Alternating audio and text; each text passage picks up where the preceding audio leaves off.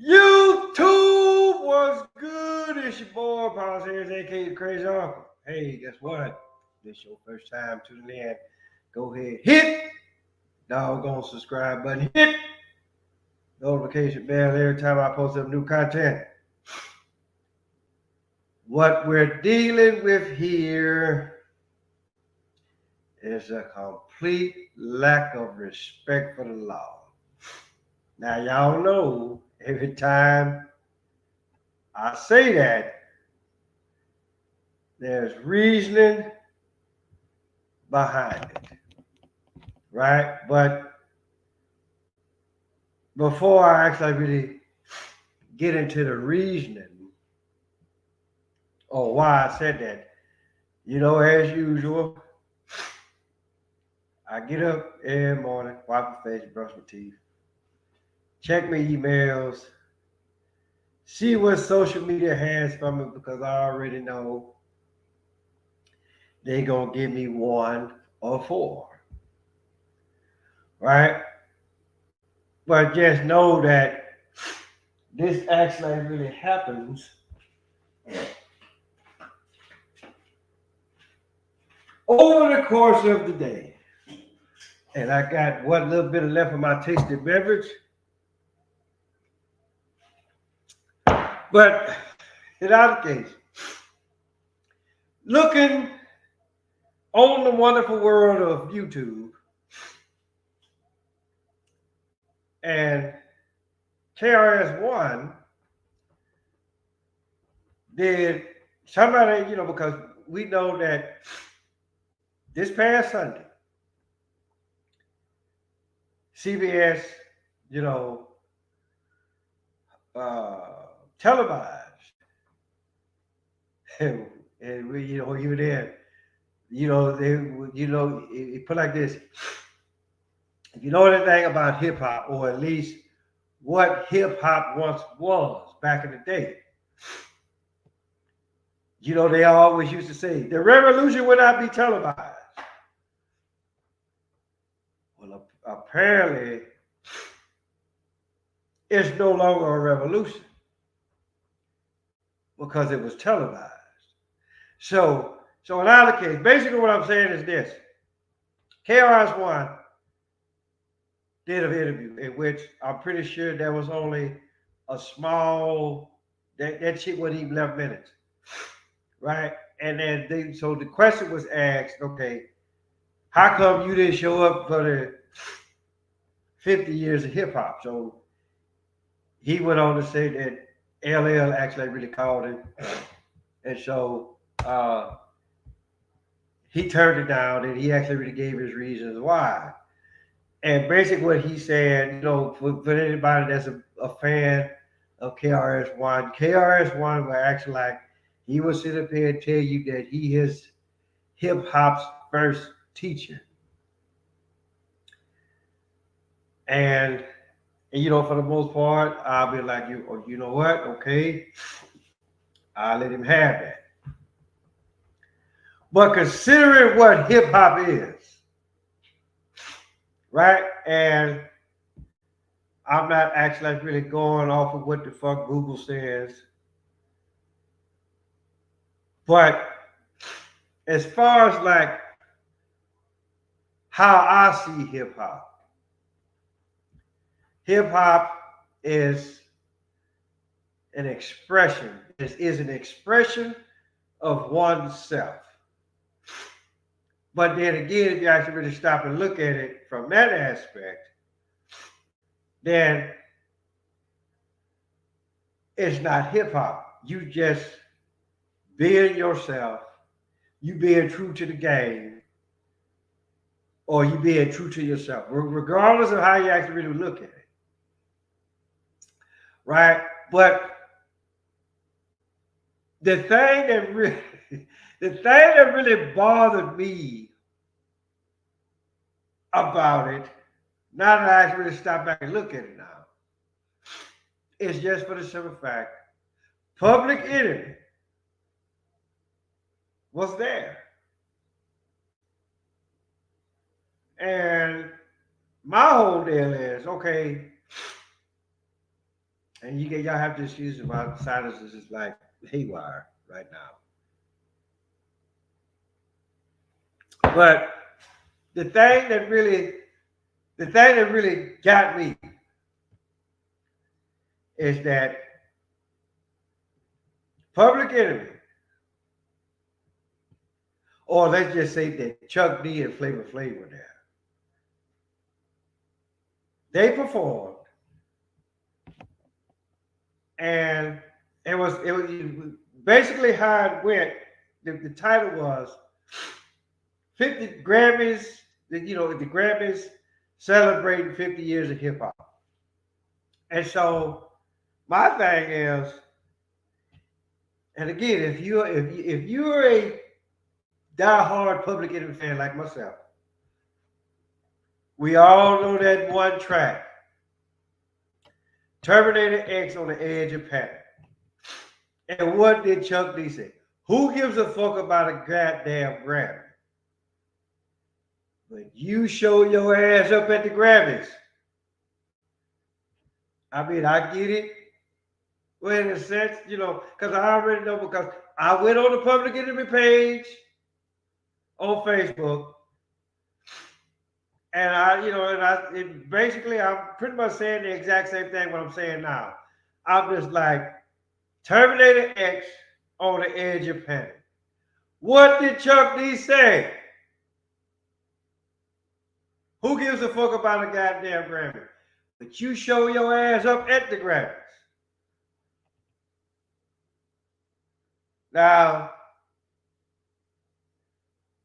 and then on top of that, not even months earlier,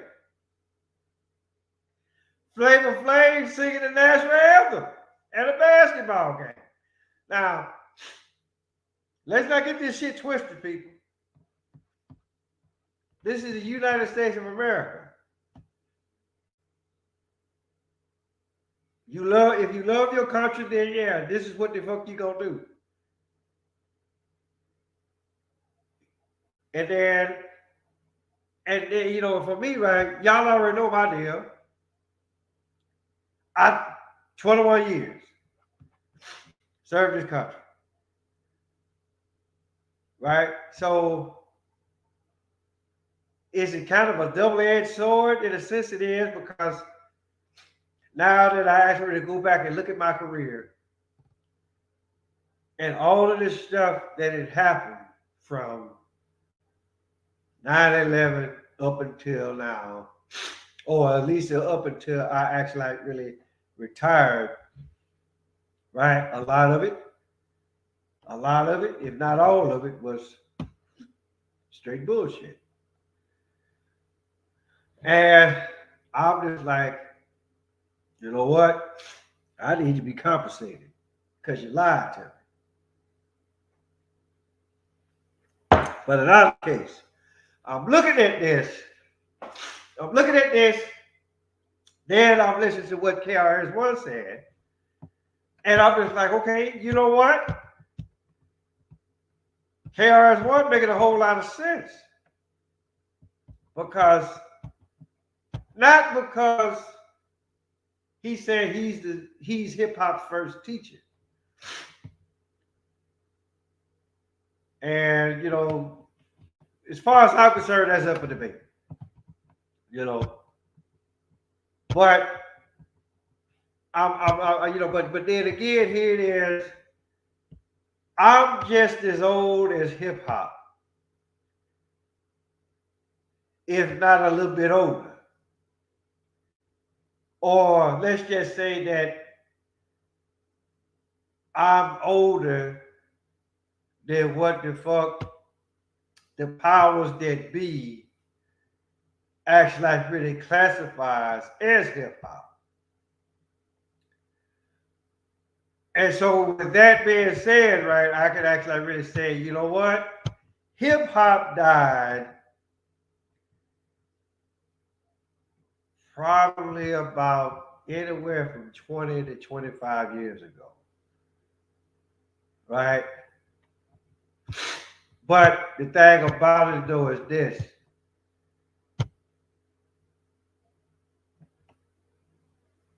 anything doesn't just die off, right?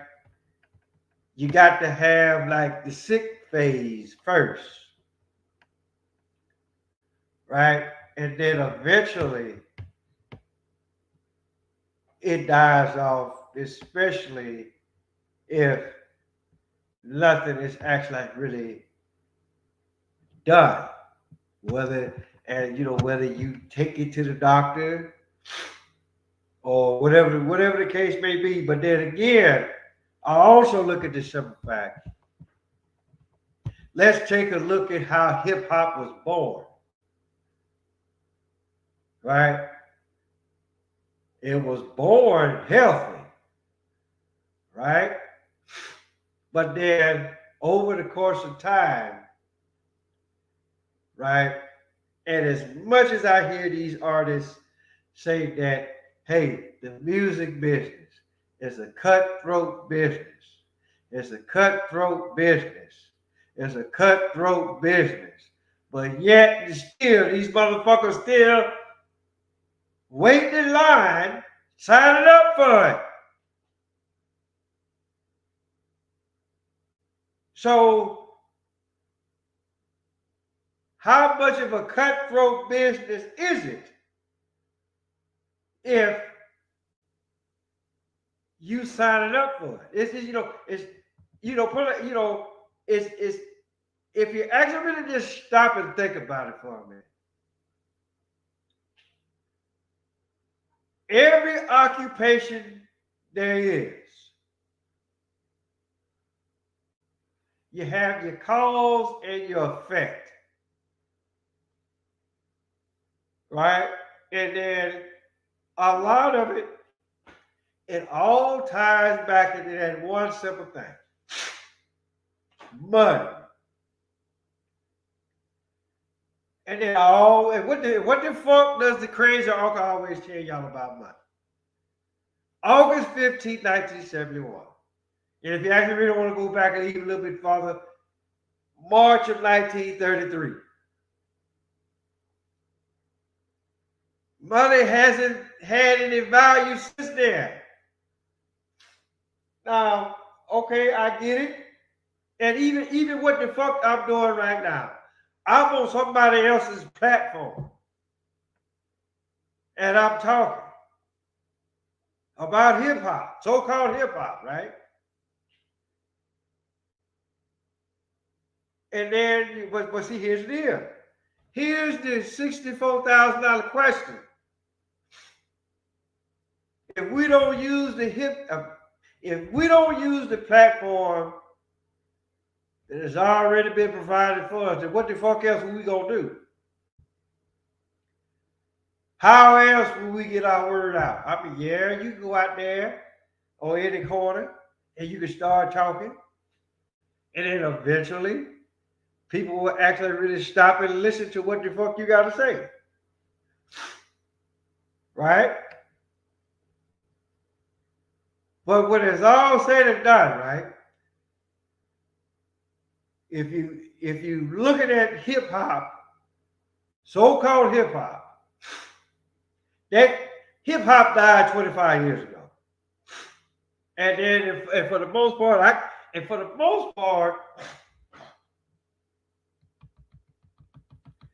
I can almost tell you when hip hop actually really got sick.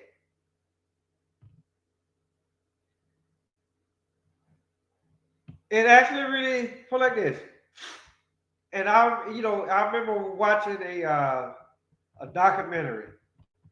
It was called The N-Word. It was either that or it was another documentary. And basically what they were saying is that how hip hop once was, then Public Enemy came in and changed the game. Then here come NWA, Two Live Crew, or whatever. So for the most part, it actually like because I remember the guy saying, they said inside of a 3-year period, we went from Fight the Power to Gin and Juice. and women out there shaking their ass and all that kind of stuff. And so, for the most part, and I already know I'm probably gonna piss a lot of motherfuckers off, but ask me, do I give three lovely fucks a good goddamn? Because I don't. Right? But because that's when I can actually really start to say, okay, that's when it actually really started falling off, or at least for me, that is when it actually really started falling off. When motherfuckers got up on stage, started shaking their ass, or whatever, then I was just like, yep, there it is. Hip hop, as far as I was concerned, was done with.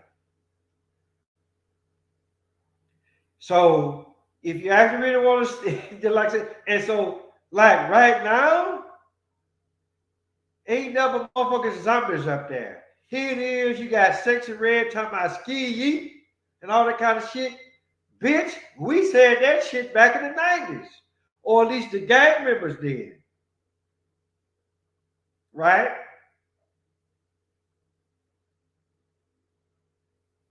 And so you got her, Nicki Minaj, Cardi B with her dumb sounding ass. Right? It's a lot, now, great fact, a lot of the stuff, some of it sounds good. Right?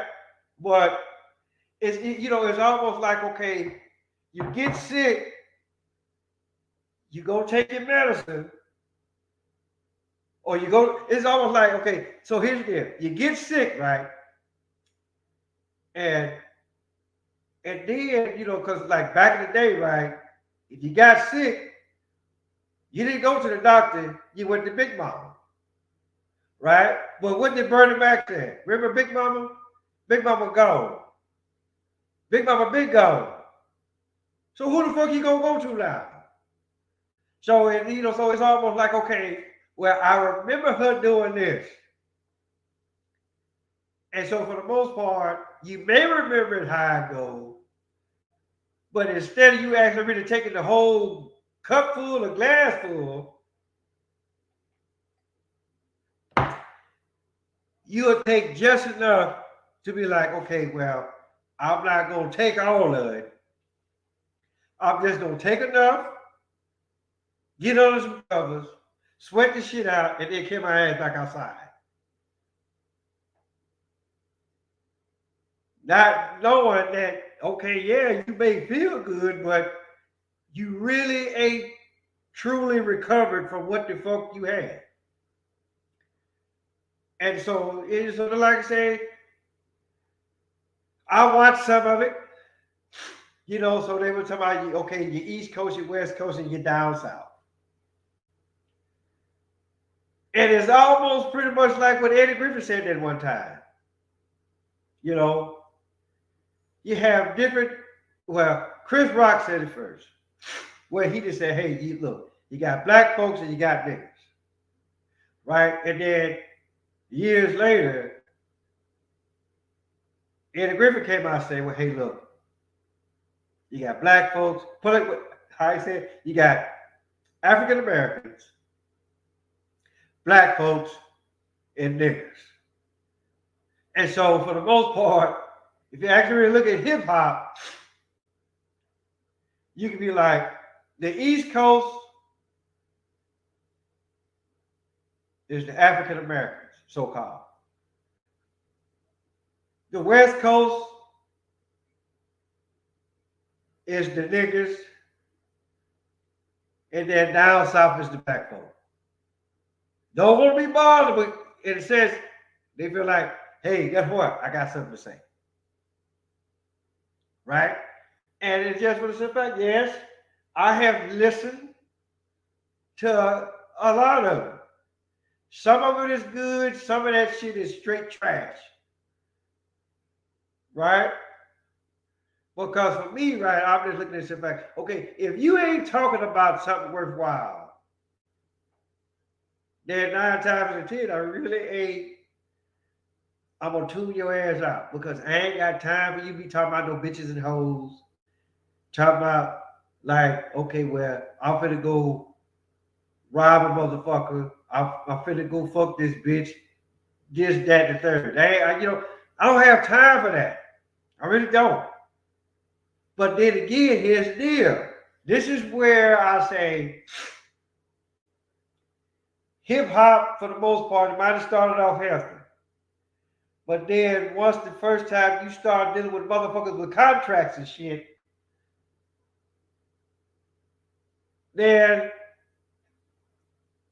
now that I actually stop and think about it for a minute, you know, hip hop might have started getting sick before it even turned 25 years old because of what was allowed. I get it. Everybody has a story to tell. But if the story that you telling ain't worth the paper that is printed on, then once the shit actually really gets out there, guess what? You done fucked up a whole generation of people. Right? Just like I said, I just saw some shit the other day talking about how NWA was created. I haven't watched it yet, but I'm pretty sure I already know what the fuck the outcome is going to be. And so the thing about it though is this. And all of that, what the fuck KRS One was saying,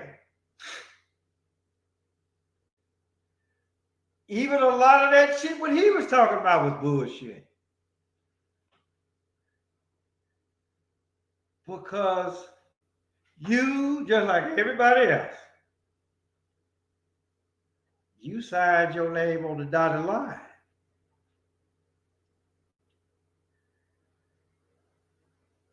Right? And just like I say, they did it to make records.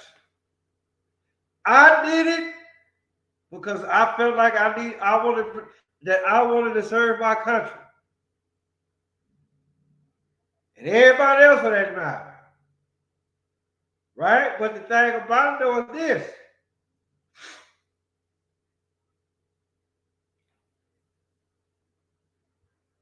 Hip hop, so-called hip hop, right? Now that I actually stop and think about it for a minute.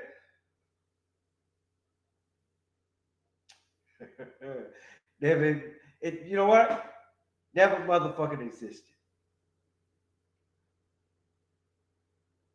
Because again, or let's just say that, well, yeah, I'm gonna go ahead. I'm gonna stick to what I said at first. Because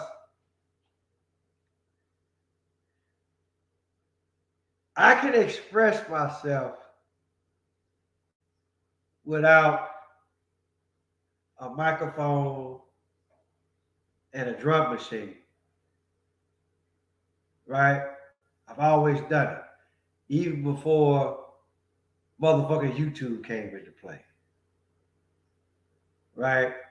So, and I'm pretty sure they'll probably tell you the exact same shit. But my thing is this. Let's look at all of the characters, past and present, that are so-called hip-hop artists or are indeed hip-hop artists. You look at how they came up. And then you watch television. And television or television will tell you, hey, look, in order to be a success, you got to do this or do something similar to this. And guess what the fuck they did? Not fault them, in a sense, but it's just like this, right? It's like what I said earlier. Everybody has a motherfucking story to tell. But it's you know, and with that, you try to get shit off your chest, right? And although it may feel good to you to get the shit off of your chest, but getting shit off of your chest is almost like taking a real mean shit almost. Yeah, your stomach hurt, you go to the bathroom, you blow that motherfucker up, right? But the stench is there, right? Yeah, everybody knew you took a shit, but then they talk about, God damn, man, a woman, the fuck did you eat? All right? And then without them knowing it, they turn around and they eat the exact same shit that you just ate. And then when they go take a shit, guess what the fuck? They shit is finna smell just as bad, if not worse. And so again, right? It's almost like what old boy said in that movie Network. The motherfucker said, watch the tube. And if you watch that motherfucker long enough, you'll start to act like the tube, dress like the tube, eat like the tube, until you actually really become the motherfucking tube.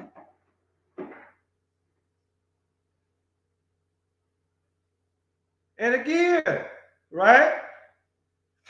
You do that, but then again, these motherfuckers say, well, hold on, stop the press. Music is a cutthroat business. These motherfuckers, they'll tell you this, right? And then what you do? You like, oh, well, it ain't gonna happen to me. It's almost like motherfucking teen pregnancy.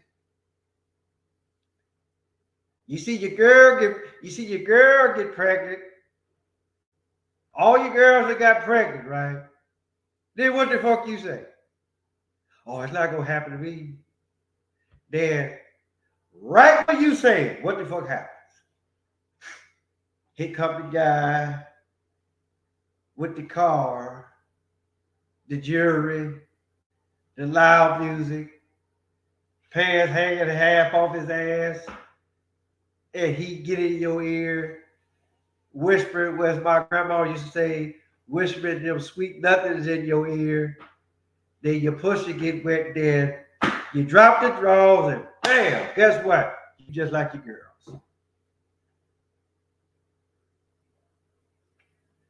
Now you might say, well, what all this have to do with hip hop? You're expressing yourself. You say it ain't gonna happen to you, but guess what it did? After these motherfuckers had told you that the music business is a cutthroat business, and you thought you had enough sense about yourself to be like, oh, well, I ain't gonna do what the fuck they did. But 9 times out of 10, your ass don't know how to read a contract. Or you trying to get the big booty girl that don't wash her ass like the fuck how she's supposed to. It's just like the movie CB4. Get large. Right? And then whatever figure that you did have, that shit fly out the window. Because you too busy looking at titties and ass. Not knowing if that bitch actually really wash her ass. Okay? So but in either case, my whole deal is I'm a little upset because of what the fuck I saw. Chuck D gonna holler about who gives a fuck about a goddamn Grammy. But you show your ass up for the Grammys to celebrate so-called 50 years of hip-hop. Okay, got it.